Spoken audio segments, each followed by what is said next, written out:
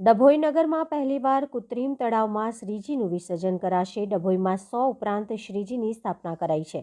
ડભોઈ નગરમાં પહેલીવાર કૃત્રિમ તળાવમાં શ્રીજીનું વિસર્જન થશે। ડભોઈના હીરા ભાગોળ ખાતે આવેલ સુધરાઈ મેદાન ખાતે નગરપાલિકા દ્વારા કૃત્રિમ તળાવ નિર્માણ કાર્ય શરૂ થઈ ગયું છે। ત્યારે ડભોઈના ધારાસભ્ય શૈલેષભાઈ મહેતા અને ડભોઈ પાલિકાના પ્રમુખ બીરેનભાઈ શાહ દ્વારા કામગીરીનું નિરીક્ષણ કરાયું હતું।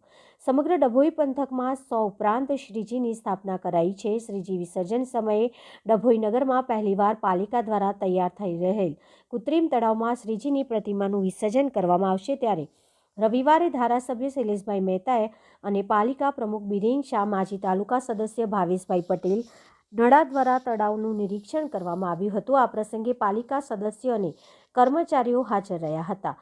આગામી વિસર્જનમાં નગરની જનતાને કોઈ હાલાકી ન પડે અને નગરમાં શ્રીજીની પ્રતિમાની લંબાઈને ધ્યાનમાં રાખી તળાવ ઊંડું બનાવવા તથા સુંદર રીતે શ્રીજીની પ્રતિમાનું વિસર્જન થઈ શકે તે માટે પાલિકાને ધારાસભ્ય દ્વારા વિવિધ સૂચનો કરાયા હતા।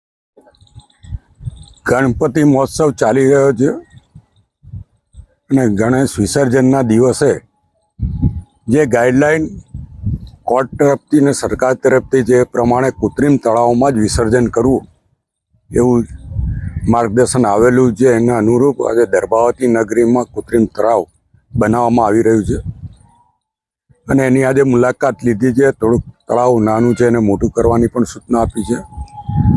સાથે સાથે જ આપના મારફત દર્ભાવતી નગરીના તમામ મંડળો જે લોકો ગણેશ બેસાડતા હોય એમને વિનંતી કરીએ છીએ કે આ વખતે જે સૂચના છે એ પ્રમાણે કૃત્રિમ તળાવમાં જ વિસર્જન કરવાનું છે અને કૃત્રિમ તળાવની જોઈએ તો મુલાકાત પહેલેથી લઈ લેજો।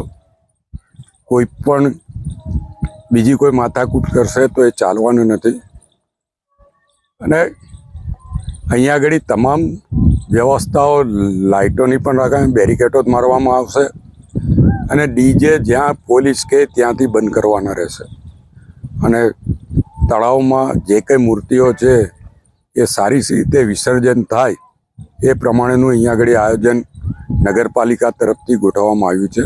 સતત નગરપાલિકાના પ્રમુખ અને એમની ટીમ આની પર નજર રાખી રહી છે।